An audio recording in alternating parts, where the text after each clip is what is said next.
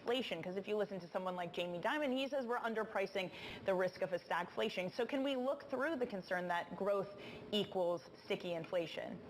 Well, I would say look at what happened the second half of 2023. You had growth that would be, considered in real terms well above trend, well above normal, and you had this during a period of surprisingly strong disinflation. So that was a time obviously when supply was continuing to catch up with demand, and so you didn't have any kind of constraints on price pressures. Probably that low-hanging fruit is going to be a little bit less hard to come by. So one thing we do think that is going to be in play is that the dark side to this recovery, this nascent recovery we're seeing in global manufacturing, is that the strong support you've gotten from outright deflation in goods just isn't going to help as much in central banks getting aggregate inflation to target.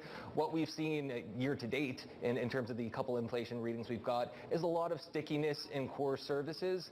I think that's something that Fed officials have highlighted as something that's concerned them in the past. Powell's talked more recently about how he's more concerned with aggregates again. But again, in our view, you are getting a gentle cooling, a slow slowdown in the U.S. And if you are just looking at the labor market data right now, you would see gentle cooling. You wouldn't see something that gives cause to suggest that core services is really going to accelerate and get out of hand. But it isn't necessarily something that says core services should be at something consistent with a 2% inflation outlook. Right. And in that sort of global upswing, you also talk about this idea that yes, U.S. exceptionalism, but also look elsewhere. You talk about Japan and Europe. Japanese markets have certainly reflected that. But can you just tell me your bullish case for Europe? Because I think a lot of people have been disappointed about European data over the past many years.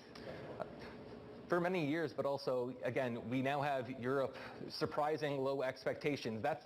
When you disappoint for so long, that's the good thing, that eventually it doesn't take much to surprise to the upside. One thing that we've noted is right now, typically, growth revisions are typically very, very highly correlated between regions. Since the middle of 2023, there's only one region that's had growth revised to the upside. It's the U.S. Everything else is completely flat. In our view, that is not something that is consistent with a global manufacturing rebound that we're starting to see. So the chief beneficiary of this, on a relative basis, should be Europe. You should be starting to see those growth revisions between the U.S. and Europe narrow, and with, as you say, the bar so low and people so scarred by perhaps a history of being disappointed in Europe, this is a place where there are cheap markets and the potential for earnings catch-up, and a central bank that I would say certainly isn't going to foist a lot of currency strength that hurts their exporters. So what would you be buying in Europe? Because at the moment the trade seems, I don't know, Novo Nordisk, maybe some luxury. Are you looking more towards cyclicals then? So as a general matter, that's kind of our view. We're top down, so not doing anything company specific. And the reason for Europe and the reason for Japan, it's about playing offense over defense here. It's the view that your Europes and your Japans that are more levered to a nominal growth environment that's going to be a lot better than we got last cycle. Those are what works, and what works less in that environment are more defensive markets. Give me Switzerland or the UK on the other side. All right, Luke, stay with us. Luke Kawa of UBS. Now, coming up on the show, the TikTok bill is picking up speed in Congress. I just want to see TikTok survive and thrive, but under American protections, in American hands. We're going to have the latest on that legislation next. This is Bloomberg.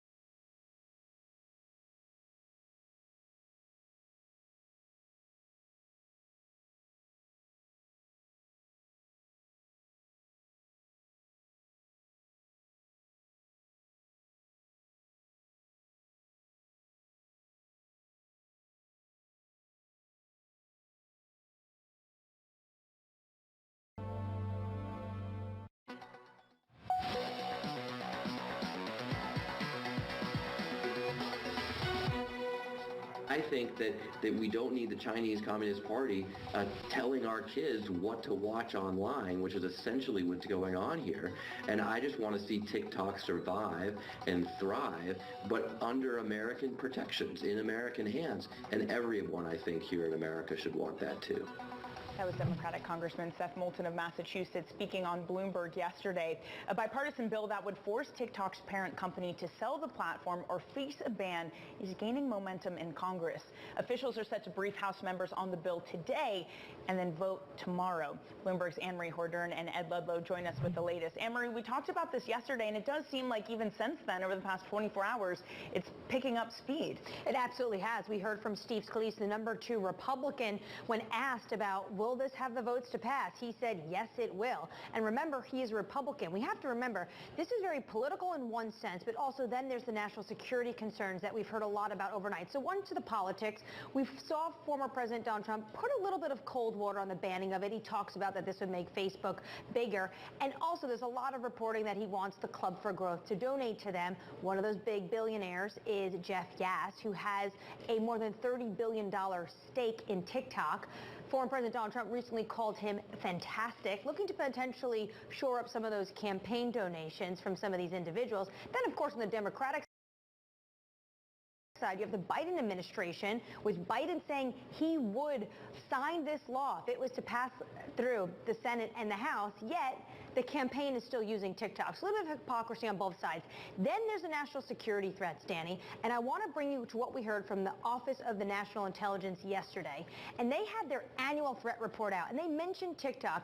They say an accounts run by a PRC propaganda arm reportedly target candidates from both political parties during the U.S. midterm election cycle in 2022. So there's politics that are complicating this, but then when it comes to national security, it's really hard for some of these politicians to not vote yes on this bill. Well, okay, let's say we get a vote yes on this bill and TikTok needs to be divested. Ed, who would buy it? Fantastic question. I mean, the answer in the first instance is probably not Oracle.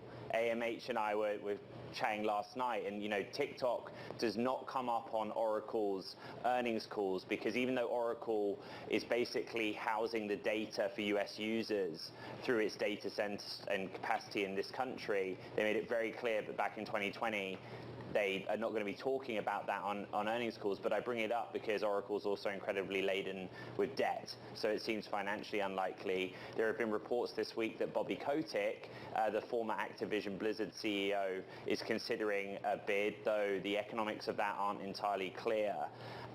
It's going to be a really interesting week and a really interesting passage of the bill.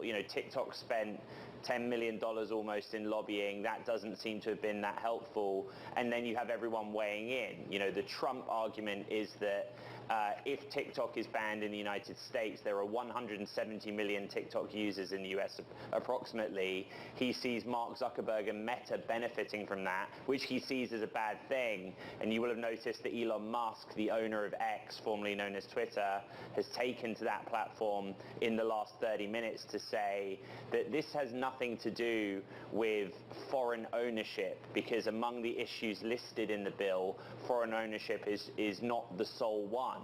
There are many others, and he sees this as a form of government censorship. So it's going to be interesting, but I commend you on raising the question, because for me that is the question. If the bill passes, who buys it? And I think it's as simple as that. Yeah, and the direct Trump quote was, young kids on TikTok would go crazy without it. Hard to dispute that would also be a net outcome. Anne-Marie, Ed, thank you very much for that. All right, let's turn back to broader tech. Luke Kawa of UBS is still with us. Luke, I mean, we can debate until the cows come home about whether tech is in a bubble or not. But Savita Subramanian over at Bank of America, I want to quickly read you what she said about a full bubble for this market. She says that sentiment is neutral. Despite pushback, we hear that sentiment is full bull. Bull markets ends with euphoria, and today's euphoria has been ring-fenced to themes AI, GLP-1, etc. Would you agree with that we're not full bull? It's really just these very specific segments of the market? I mean, I think that's very fair to say, and I think I've been pointed out ad nauseum, but a big difference between now and the mid-90s is the fact that, hey, what's happened to certain companies' PEs as they've boomed? They've gone down. It's been a story of fulfilling the earnings growth that's been priced in, and as investors the half of the game is you go where the earnings growth is, expecting it to continue, or you go where you expect the earnings growth to be improving. That would be, the improving side would be your kind of your Europe, but go where the earnings growth have been. That's Japan, especially the story of share shrinkage there, and that is also still U.S. tech in spades. I have to say, it is really interesting that tech stocks in the wider market have been somewhat immune to higher rates. Today, rates are moving higher. This bond market's up by about 4 basis points, and gains that we saw in the stock market this morning are starting to peter out. You can see it on the screen. They're a little changed lower for the Russell 2000. Does that immunity to yields moving higher, Luke, does that change as we continue to push out the rate cut narrative? Oh, I think that's certainly a possibility. However, you have to kind of go, what's the causation here? And why would we expect a certain segment to be underperforming as yields go up? For instance, if you think yields going up on a lot of strong growth, cyclicals are going to capture more of that growth and they're going to have better earnings than the rest of the market, well, that's a reason for tech to be underperforming on rates up.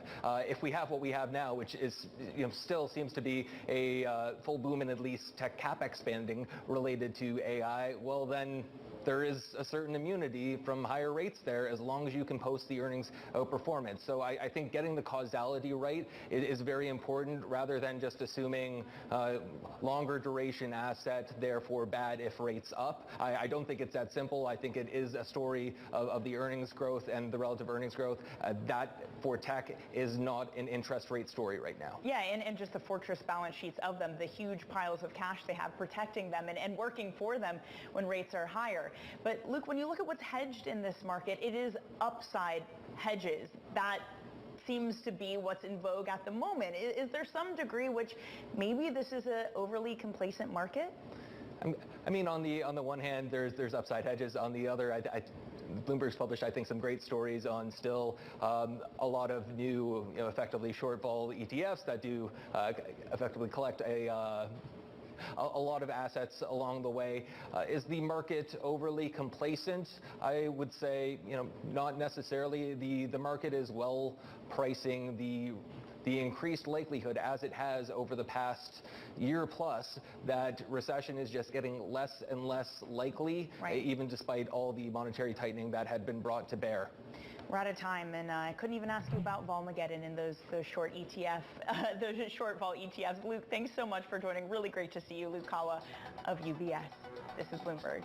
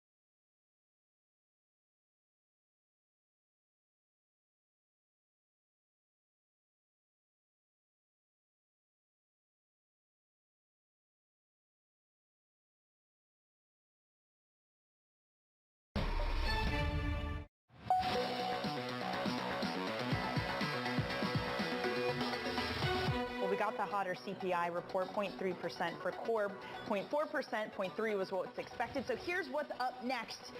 Today, presidential primaries take place in Mississippi, Georgia, and Washington. Then VW and Adidas report earnings on Wednesday. Then we get more data, U.S. PPI, retail sales, and another round of jobless claims come out on Thursday, and then we round out the week with you, Mitch. For now, it's yields higher by about 5 basis points after that hotter CPI. This is Bloomberg.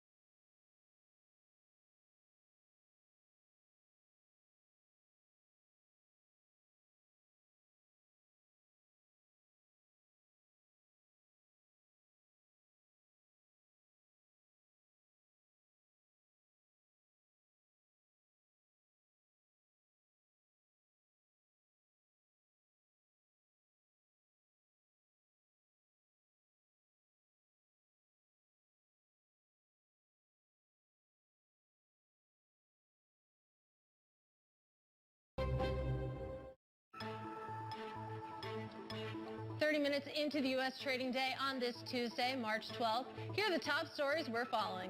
Coming in hot, stocks shake off the upside surprise in February CPI thanks to a slowdown in super core measures. What does it mean for the Fed? We'll discuss. Boeing Blues will bring you the latest on the plane makers' ordeals, with Southwest Airlines planning to cut capacity this year in response to reduced deliveries from Boeing. And Liquid Death, the water brand now valued at $1.4 billion after its latest capital raise. CEO Mike Cesario joins in just a bit.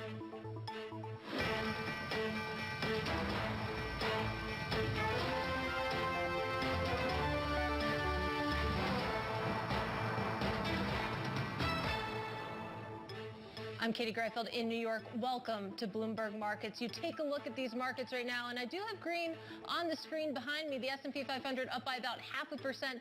Same thing if you take a look at big tech, with the NASDAQ 100 also higher by about 0.5%. You do have yields higher as well. You take a look at the 10-year Treasury yield, currently higher by about 4 basis points or so, solidly over 4%. And that, of course, is thanks to this morning's CPI data. So let's get a breakdown now from Bloomberg's Mike McKee. And Mike, it came in hot. Well, maybe say it came in warm. It was the headline that was higher than expected, coming in up 0.4% as opposed to 0.3, and a lot of that was due to energy, and the Fed will look past that. The headline on a year-over-year basis did go up, though, to 3.2 from 3.1%. The core rate came in unchanged, basically a 0.4 increase, same as last month, but due to base effects, the core rate overall falls by 0.1% to 3.8%. What went up? Well, car insurance went up. It continues to do that. That's one of those sticky price inflation things. Gasoline, as we mentioned, up 3.8%. It had been a regular drop in gasoline for months, and now that's turned the other way as gasoline usage starts to tick up. Airfares, there's a surprise, 3.6%. Used cars up 0.5%. I didn't put it on here, Katie, but 0.6% for apparel. And Danny Berger was pointing out that most of that was for women's wear, so the bad news there. What does it all mean to the Fed? Well, the Fed's kind of looking at things in terms of three buckets. One is goods overall. That's the white there, and you can see goods continue to deflate. Housing continues to inflate, but at a slower rate this month than last month. That was one of January's surprises. Not the same this time. It's still going up, but not as much, and that pulls down Supercore there. The Supercore is the white line at the top there. That is the thing that everybody's looking at from the Fed, services X housing. So we had a jump in January, a little bit of a retracement in February, so probably leaves the Fed without any kind of change to its forecasts, and they'll watch to see what happens in March. All right, that's a good place to end it. Mike McKee, thank you so much for that breakdown. Let's broaden out this conversation to the markets, because we're going to do that with Nancy Tengler. She is CEO of Laffer Tengler Investments. And Nancy, talk to me about how you're reading this morning's CPI numbers, because you take a look at the markets right now, brushing it off. How are you taking it? Yeah, I mean, sort of in line with the market, Katie, and thanks so much for having me. I think one of the things, we've talked about this before, but if we think this market is similar to the 1990s, where you did have inflation kind of hover above 3% for most of the decade, and you had a 10-year between 5 and 7%. So I think if we take the Alan Greenspan playbook and we say, okay, the Fed's going to cut 3 times, that's exactly what happened in 1995. And then they left it above 5.5%, and yet the economy roared and stocks roared. So I'm not too concerned. I think inflation is stickier than we'd like, but it's still come down dramatically, obviously, and it is held up. I mean, this auto insurance business just, I don't get it. I mean, it's been driving CPI for months now. Yeah, so sticky inflation, but maybe not necessarily as big of a problem as it was a couple years ago. But I'm glad you brought up the late 90s. Of course, the 1990s. We've seen a lot of comparisons to the late 90s, typically as it relates to the conversation about bubbles and what's going on in tech right now. You've seen Goldman and, of course, JP Morgan coming out and saying that you take a look at earnings and they justify what we're seeing in valuations. Nancy, this is a conversation you and I have had before, but walk me through how you're thinking about that conversation in relation to what we've seen already in the late 90s. Well, so I was actually managing money back then, and it was an interesting time. It was fun, and then ultimately it ended. But I think there's a number of things that are different now. One of the things that drove, for example, Cisco trading at over 100 times earnings back then, what drove the stock price down was that their underlying customers went out of business. And that's partly because we were valuing companies, I wasn't, but the market was, on eyeballs and clicks, and these companies melted down.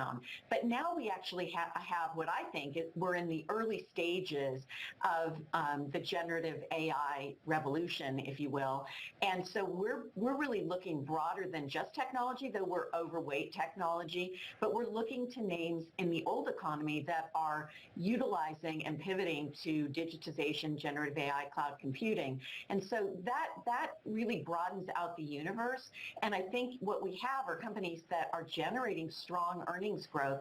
And so I agree for once with the strategists that the valuations are not out of line. Just take a Microsoft that at the end of the 90s was trading at 53 times or 51 times and is now trading at 32 or 33 times, which with a much more robust company underlying it. And Oracle is further proof that this AI revolution is not a bubble. It's broadening out to old economy technology as well. It's one of our largest holdings in the TGLR ETF that I run. Well, you're having a good day then, because Oracle shares currently up about 10.5%, of course, after reporting earnings. I want to get to some of the old economy names, but you bring up Cisco, and Cisco is one of those stocks that's brought up in those conversations about the late 90s. And there's this temptation that I see people do, especially on Twitter, is you overlay, of course, NVIDIA's chart, if you will, over Cisco. Is that something that we should be doing? I mean, is that a blueprint that we should be following when we're thinking about NVIDIA, for example?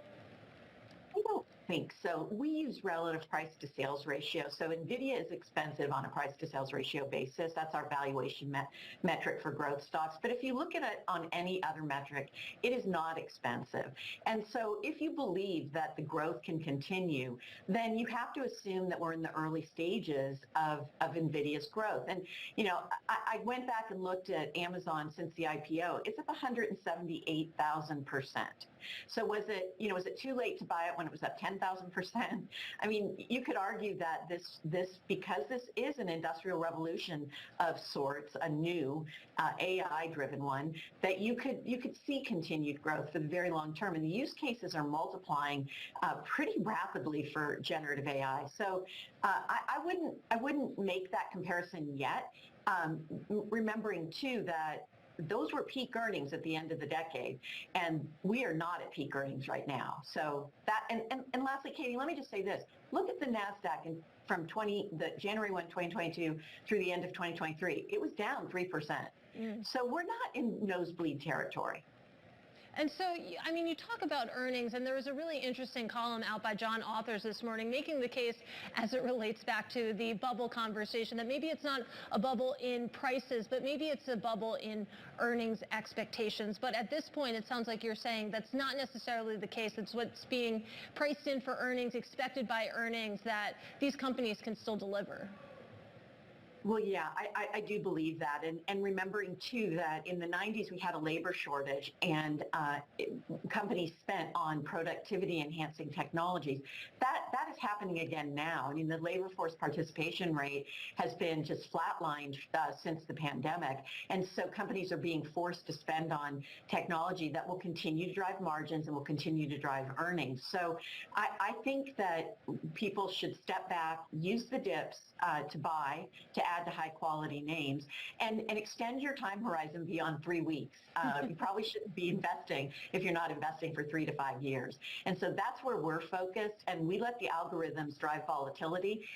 We believe volatility is our friend because we're long-term investors, and we step in and we buy more.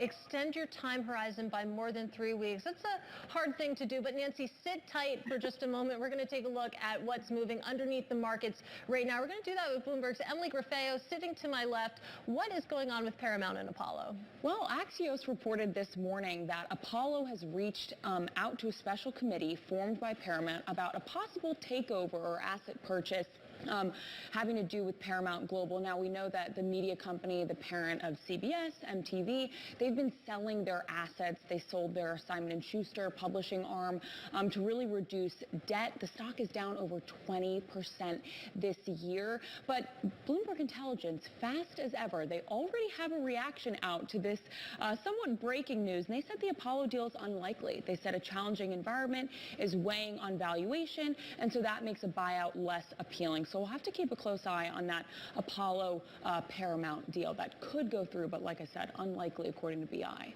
And it seems like shareholders agree, because you look at the stock right now, it did pop initially, right, and now it's down about 1%. Let's talk a little bit more about Oracle, which of course Nancy brought up, having a great day. Yes, biggest intraday gain in almost 2 years. The earnings were just overall a beat. Their third quarter cloud revenue beat, the adjusted EPS also beat, and then a metric, the remaining performance obligation, which measures their sales backlog, was $80 billion for the most recent quarter, and that was versus estimates of $59 billion. So that was really a big surprise, and I think what's driving the stock a lot higher this morning. And the CEO said that the figure was from new cloud infrastructure contracts that were signed in the third quarter, and overall a lot of the analysts on the street pointed to just a lot of momentum, not only for Oracle, but for a lot of these cloud computing companies that are working with different enterprise customers. customers right now. Yeah, a lot of optimism, a lot of euphoria around the cloud. That translates into a 10.5% pop for Oracle. You and I, we're both skiers. What's going on with Vail? Well, we know that it hasn't snowed as much in recent years, and that's not really good for a lot of these ski resorts like Vail resorts. Their visits fell 9.7% in the season to date. A lot of that having to do with the fact that it's snowing less and skiing is not as attractive. They also lowered their fiscal 2024 forecast for net income to $270 million to $325 million. What they talked about a lot in the earnings, though, was how not only Vail, but a lot of these ski giants are now pivoting to season passes. So if you can get someone to buy a season pass, then they don't have to ski every day when it's snowing, and they can still juice some revenue out of that. So they did raise their prices by 8% this year for those tickets. But overall, that stock just up 4% over the last year, really underperforming the S&P 500. Yeah, big time. It does have the best ticker ever, though. That's MTN for Mountain. Yeah, Bloomberg's Emily Rufeo. Thank you so much. Now coming up, issues still mounting for Boeing as it faces a criminal investigation. We're going to take a look at the fallout in the rest of the airline industry. Details next. This is Bloomberg.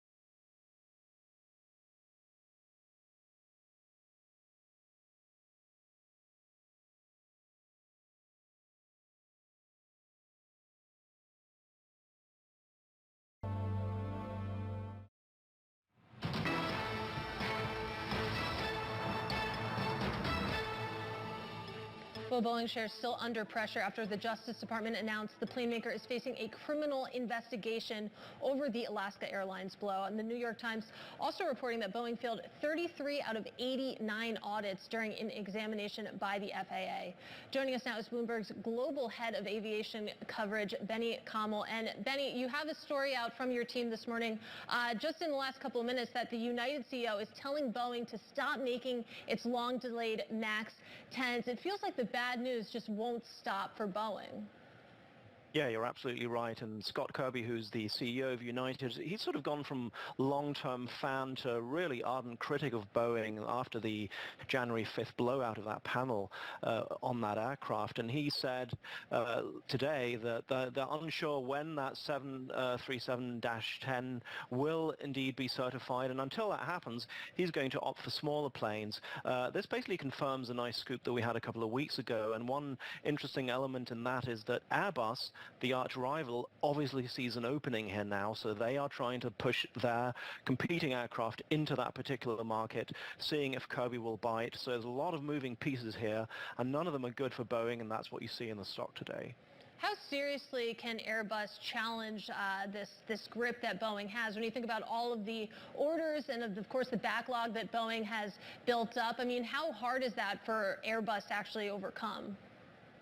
Well, in two words, very hard. It seems like it would be a golden opportunity for any industry, but we're in an industry that is like weirdly shaped along two main companies, the duopoly, Airbus here in Europe and then Boeing in the US. And these companies have order books that stretch out many years. They're sold out on their best planes, on their most popular planes, into the 30s. So even if Airbus wanted to sell more planes, even if United or anyone else came along and said, hey, we're ditching Boeing, we'd like to go with you guys, that is all very nice on paper, but in practice it means they just don't have the planes to sell. So they can scrape together a couple here and a couple there, but really displacing the rival on a big order like this is going to be very, very difficult. Well, bringing it back, of course, to these comments from United CEO Scott Kirby that Boeing, they're recommending to stop making those delayed MAX 10s. Is there any chance that Boeing would actually do that, basically just stop making those planes?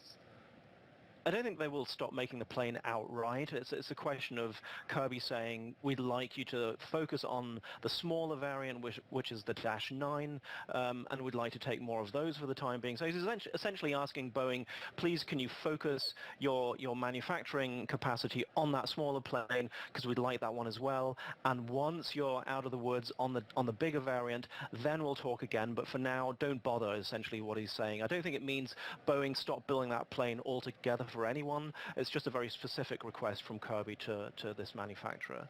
Well, Benny, I know that you're a busy man, especially as this Boeing story continues to unfold. Our thanks to Benny Kamel, of course, of Bloomberg. And we are back now with Nancy Tengler of Laffer Tengler Investments. And Nancy, I want to ask you about Boeing, but before the break, we were talking about those old economy names that are embracing digitization. That's really one of the sweet spots that you found in the market. Can we get specific here? What are some of the best examples of that? Oh, I sure can, Katie. So think about Walmart that is using not just digitization, but robotics and generative AI in their in many businesses, but in particular in their ad business.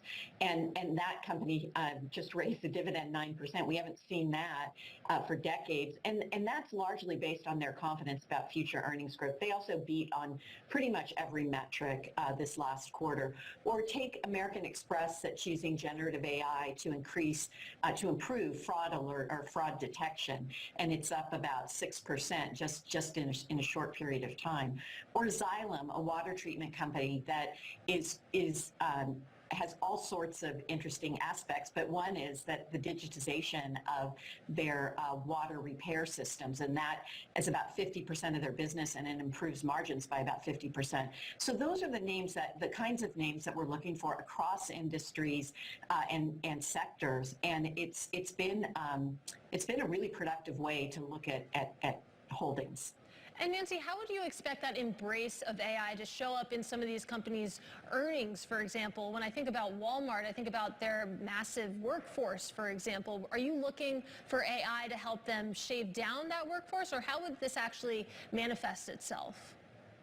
Well, it certainly makes the workforce more productive, but I don't think that there's an intention for them to use AI to replace associates, or I forget what their name for them is, but rather to enhance, to improve supply chain, to improve inventory control, to in some cases improve the e-commerce business and the ad business around that, as well as on other platforms. So I think we need to think about it as a productivity enhancer. It'll change the way we do business, but not necessarily, some jobs will be lost, of course, but I don't think that's going to be the ultimate story behind generative AI.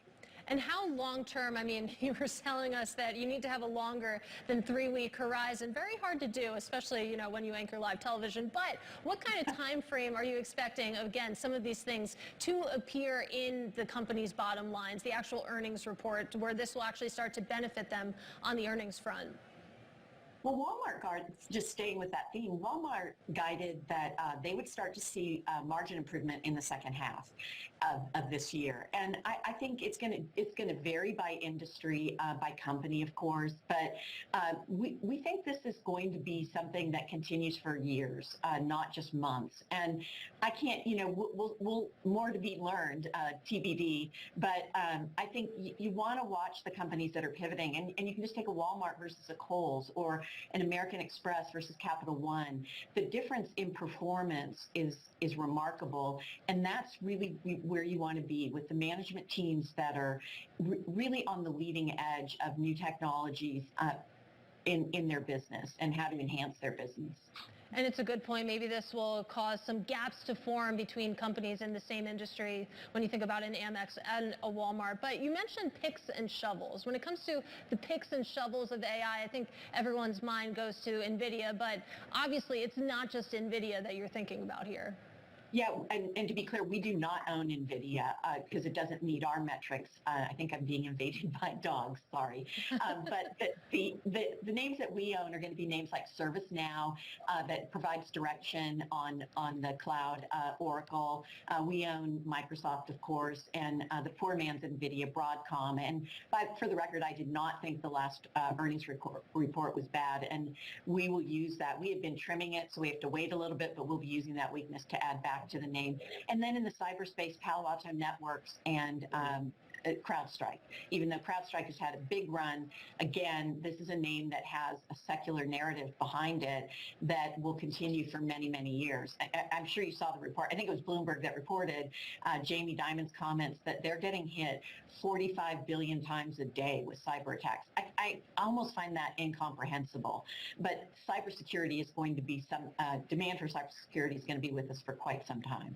All right, Nancy, always enjoy speaking with you. Say hi to that puppy for me. That is Nancy Tengler of Laffer Tengler Investments. Thank you so much. Now, still ahead, we're going to take a look at the companies making the most social buzz today. That's in our Social Climber segment. Up next, this is Bloomberg.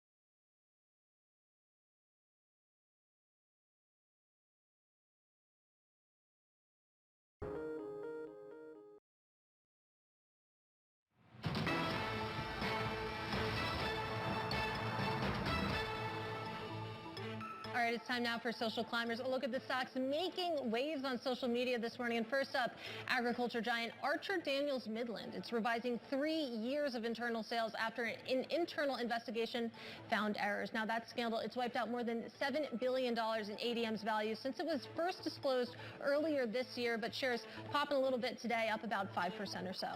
Next, we have 3M. It's naming aerospace veteran William Brown as its new CEO. He will start in May, and this move, it caps one of the most troubled period in 3M's 120-year history that saw the conglomerate lose more, or about half of its market value within 6 years. And finally, we do have Tyson Foods announcing it will shutter its pork facility in Perry, Iowa. Now, this move, it's designed to help streamline operations after the company saw a dramatic plunge in profits. And of course, the largest U.S. meat manufacturer, it's contending with a glut in chicken and pork supply. So you can follow all the latest company buzz on TREN Go on your Bloomberg terminal. Now, coming up next, Liquid Death. It's very much alive and well. Of course, the water and tea brand surpassing $1 billion in valuation. We'll speak to the company's CEO up next. This is Bloomberg.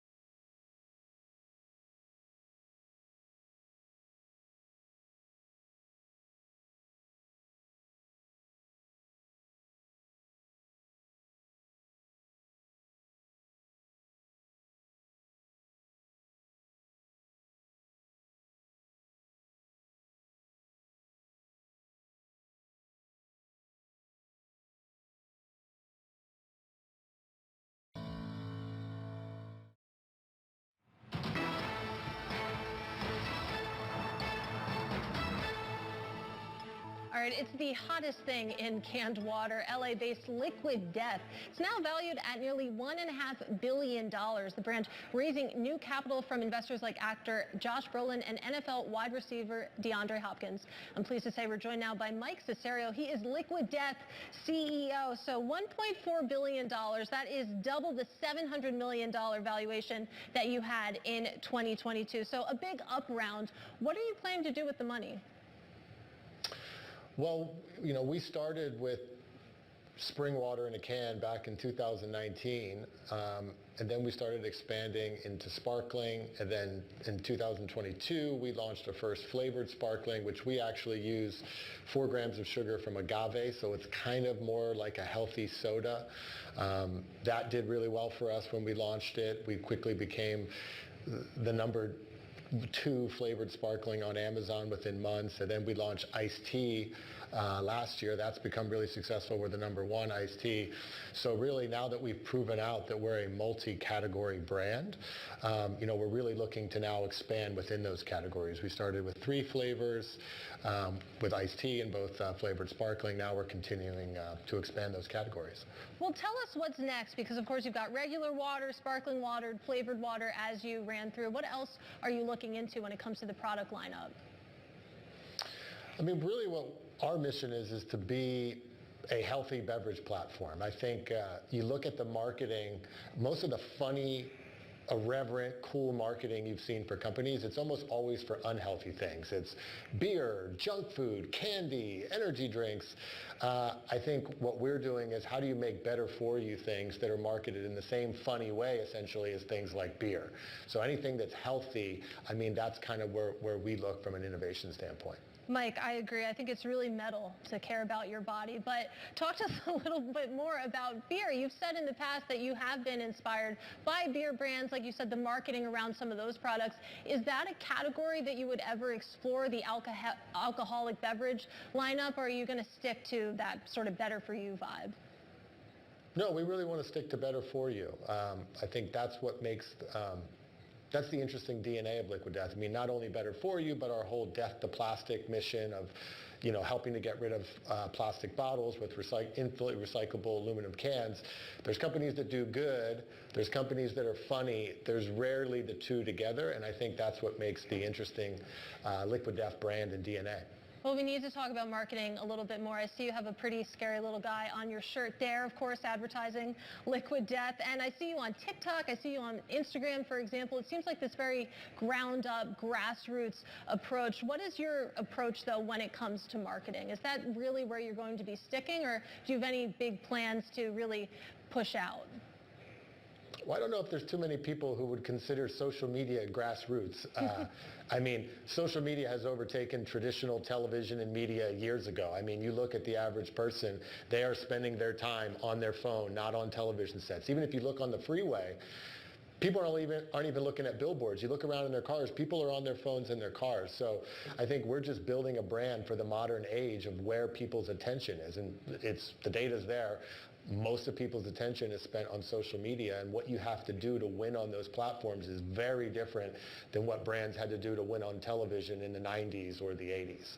Well, Mike, to be clear, if they're in the car, they shouldn't be on their phones if they're in the driver's seat. But I take your point that that is absolutely where the eyeballs are. But I do want to talk about distribution and how you push out into convenience stores and the like. It's interesting. You think about energy drinks. Celsius, for example, they partnered with Pepsi last year to handle distribution for them. How do you handle distribution over at Liquid Death? Well, very similar to Celsius and Monster Energy, these brands were both built in the beer distribution network. And, the beer distribution networks, they've gotten a lot better at distributing non-alc products. So we have a really great partnership, heavy in the Anheuser-Busch independent distribution network, and many of those distributors participated as part of this recent funding round. So, we have a really great partnership with our network that's getting us into all the convenience stores and grocery stores and the different places where Liquid Death sells, including the on-premise. Bars, nightclubs. Liquid Death is one of the few non-alc brands besides Red Bull that's actually selling in bars and the on-premise channel. Talk to me a little bit more about how that works. It's always something I find interesting when it comes to distribution of some of these beverages. Is that really the only way to cut it in this environment, that you have to partner with one of the heavyweights to handle that for you? For the most part, yeah. I think you have to, they call it DSD distribution. That is our route to market. And yeah, you can't really be in the Coke or Pepsi network unless Coke or Pepsi owns you. The beer network is interesting because the big beer companies, because of alcohol laws, they're only allowed to own 20% of their distribution network. So 80% of that network is all independently owned, so you can go in and get distribution without, doing a corporate partnership, which is unique in that space. So yeah, I think when you can build a DSD route to market with a partner that cares about the brand, that understands it and wants to push it along their other brands, it can be, massively successful. And I do want to talk about what's next, because if you take a look, I mean, the information reported last year that you hired Goldman to lead a potential IPO. I won't ask you about that specifically, but when it comes to IPOs and other sorts of branching out there, maybe a sale, how are you thinking about that, of course, as Liquid Death really continues to grow quite rapidly? Well, I think the unique thing about Liquid Death that I'm not sure there's really any other beverage brand that's done is, we are winning in completely different categories under the same brand name. There are companies that have created individual brands per category, but I think because we've truly shown we can win in plain water and flavored sparkling and now iced tea, we're really excited about preserving optionality. I think we can build a massive profitable business with a huge TAM, given that we've proven this thing can transcend categories. So we're really just focused on building a huge business, continuing to increase our margins, get smarter about every aspect of supply chain. And then if we're able to do that, we're going to have a lot of options in terms of whether that is IPO or whether that is a strategic partnership. Right. So, I was going to say, it sounds like in preserving optionality, that means that an IPO is something that you're thinking about. Could you just talk us through sort of the decision process? What goes into that? I think there's a lot of things. I mean, really, we look at, hey, what stage is the business at? Where's the market at? What other options are out there? And at the end of the day, we're going to make the smartest decision for what brings the most value to our shareholders. And all of our employees in our company are shareholders. So it's not just investors. So yeah, we're just going to look at where's the most value. And I think looking at brands like Celsius and Monster, IPO and that path is an exciting path that we would want as an option, and we're going to do everything that we need to do to make sure that's even an option if we want it. Yeah, and I mean, you look at the share prices of Celsius and Monster, and they have just been on fire, truly something to watch. But Mike, before I let you go, talk to me a little bit more about your investors, because a $1.4 billion valuation, that is quite hefty at this point. I mentioned some actors, some athletes, but who's investing in Liquid Death at this stage? Yeah, what came out in the press. I mean, we've got a couple new investors like Suro Capital, Grace Creek. We had existing investors like Live Nation who wanted to reinvest as part of this round. And yeah, when you look at the valuation, I mean, look at Celsius right now. Celsius, I think, is trading at 18 times revenue. I mean, we are not being valued at 18 times our revenue this round. So yeah, I think a lot of people were excited about the growth potential of the brand, the growth that we've had until now, just starting in 2019. And I think everybody was excited about, being a part of the round, and that, Liquid Death is really just getting started. Well, Mike, it has certainly been fun to watch. Really appreciate your time today. Of course, that is Mike Cessario. He is the CEO of Liquid Death. It is the hottest thing in canned water. And as we mentioned, of course, beverages in general have been on fire in the stock market. But let's take a broader look at the markets right now. We're going to do that with Abigail Doolittle. It's been a little bit of a topsy-turvy day, Katie, but these moves overall at this point to the upside for stocks is, of course, on that slightly warmer than expected CPI print, but less bad than feared, perhaps, and that is why we have, at this point, even the Russell 2000, you can see some of the volatility around the CPI print, both up and down, and right now about flat. Let's take a look at the S&P 500 and the NASDAQ. I suspect the gains are a little bit more sizable. Yes, indeed, the S&P 500, the NASDAQ 100, both up about 1% or so at session highs. Again, a big sigh of relief that CPI report for the month of February was not much hotter than expected. The Bloomberg Dollar Index getting a bit of a bid, as we do have yields going higher in simply sympathy with that CPI report. So it's interesting. It's kind of Goldilocks in the fact that we have yields going higher off of it, but not so much that stocks can't handle it. Let's check in on the S&P 500's technicals because something interesting is happening. This is a chart that we first started looking at last year, and the RSI on bottom. And here, had the correction back last fall, last summer, where we had this touchdown on the 200-day moving average. Since then, we've been above that. Back in December, we had this little area. It was a diamond top. It has turned into this much larger area of congestion. The question, though, is will we see a touchdown back to the bottom of it? They are cousin patterns, if you will. The RSI suggests that could happen because while we've been making these new highs all year, it's been done on less bullish momentum, suggesting that weaker hands have been buying and that it might not take too much to shake them out, at least for a little bit of pullbacks and consolidation that might be healthy. Relative to the movers on the day beneath the surface, if we take a look at the shares of Oracle, they are soaring. I believe this is the best day since 2021 or 2022, a much better quarter than expected as the cloud business grew by 25%, really boosting the revenue, the bookings, plus a bit of a tailwind for AI. 3M up 4.8%. Nice, their management change there, CEO change that investors seem to like. And then finally, the odd member out, Southwest Airlines. This might be the worst day. It had been the worst day since March of 2020. I'm not sure if this has exceeded that, but of course they have pulled their guidance for the year, and they've officially, Katie, as you know, pulled the guidance for the number of flights in the air, as Boeing said that they're going to be able to deliver them 46 737 MAX planes as opposed to the 79 they received last year. So lots of flux, investors not liking that uncertainty. Yeah, a big wipeout in those Southwest shares. Bloomberg's Abigail Doolittle, thank you so much. Now coming up, we're taking a look into how the war in Gaza is impacting U.S.-Israeli relations. Dan Senor, author of The Genius of Israel and the host of the podcast Call Me Back, joins next on Wall Street Week Daily. This is Bloomberg.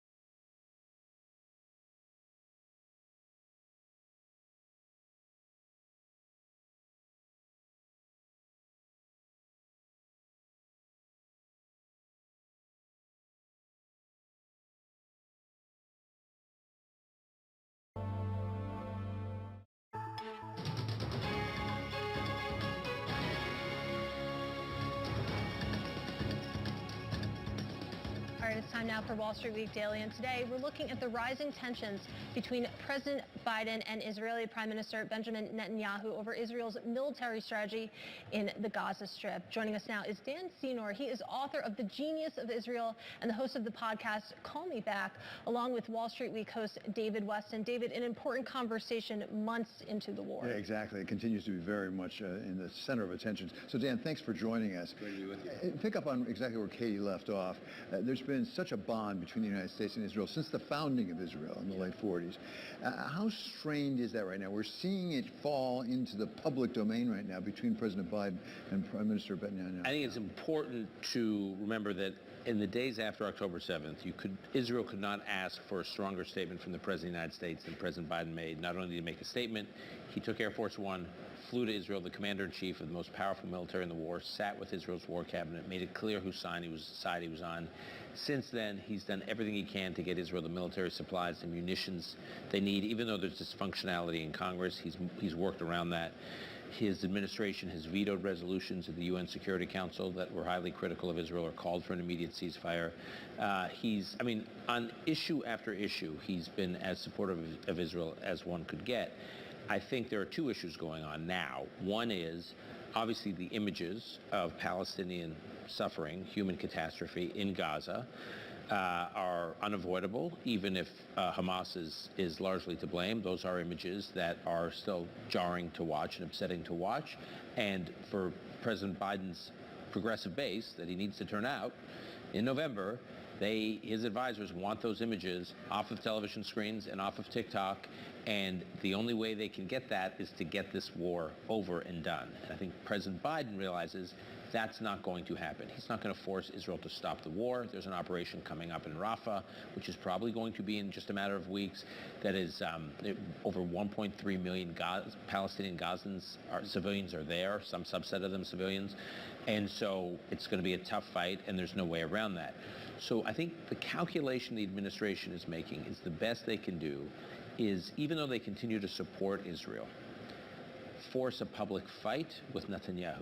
Netanyahu is strongly disliked by President Biden's progressive base, and even if he can't stop the war, even if President Biden knows strategically it would be a complete failure to stop the war, the U.S. doesn't really want Israel to leave Hamas intact, he still has to demonstrate that he is going head-to-head against Netanyahu, and it's more performative than actual concrete policy-based.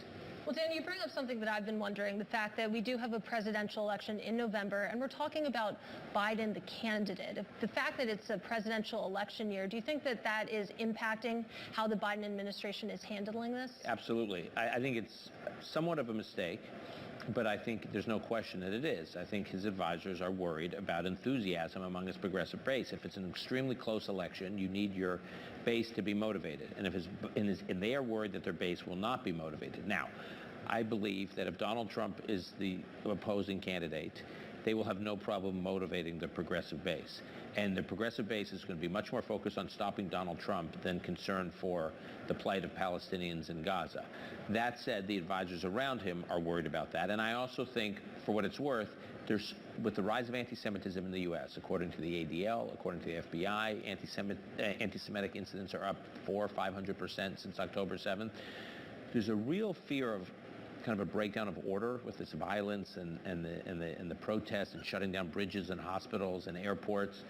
And that affects not just Jewish voters. It affects voters from, sort of the silent majority. And I think if President Biden were to take that on and say this is unacceptable, a few loud voices wreaking this much havoc is unacceptable, I actually think it would do well for him politically. Dan, those are some of the internal pressures of the United States. What about inside Israel? You know Israel terribly well.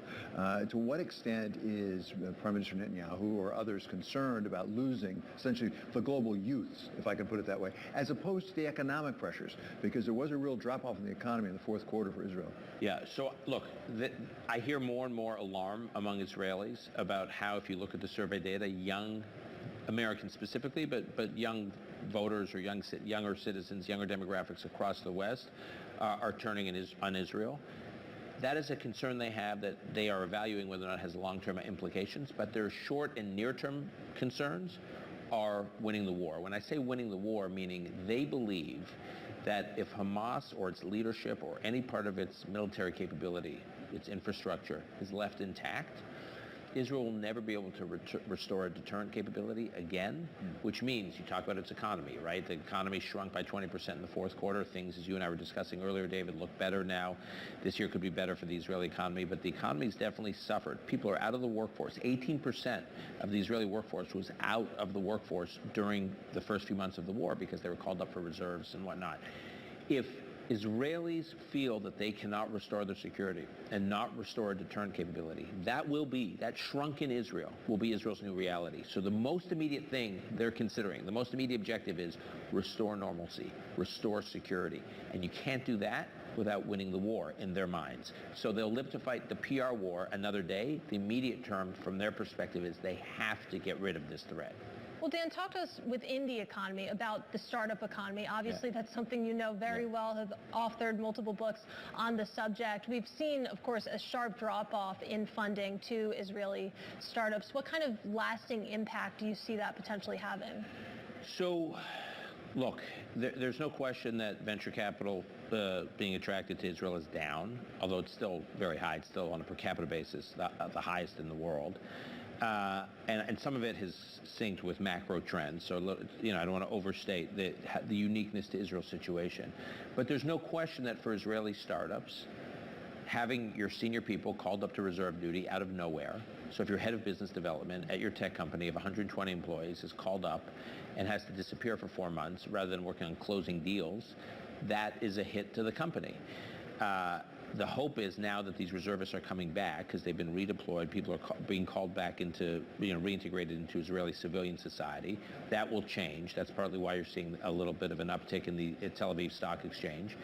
And there is also this sense that after every war in Israel's modern history, the economy has tended to really bounce back for a variety of reasons. I think since the startup nation has really flourished, the number one reason is Israeli entrepreneurs are among the most unique in the world because these are very resourceful young people who know how to lead, they know how to make life and death decisions, they're extremely improvisational, they have a lot of interdisciplinary skills. This is what the CEOs of multinational companies tell me all the time. There are over 450 multinationals with operations set up in Israel. Everything from, Meta and Intel and Microsoft to Procter & Gamble and Coca-Cola.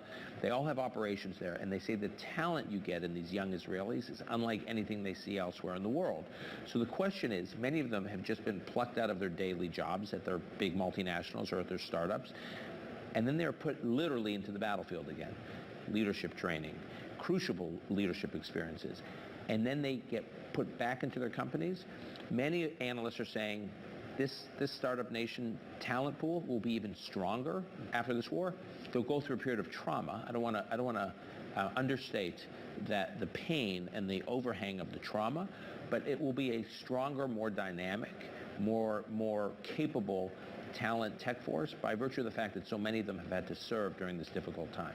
Well, Dan, unfortunately, we have to leave it there. Hope to speak with you again soon. Of course, that is Dan Senor. He is the author of The Genius of Israel. And, of course, our thanks to Wall Street Week host David Westin. This is Bloomberg.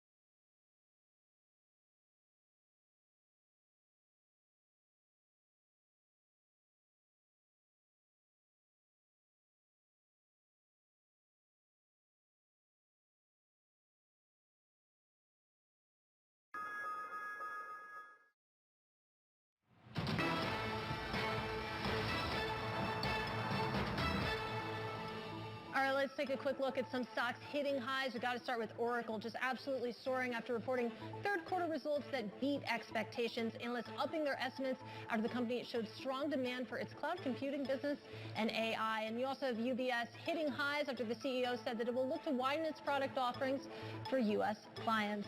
Coming up, Greg Martin, Rainmaker Securities CEO. This is Bloomberg.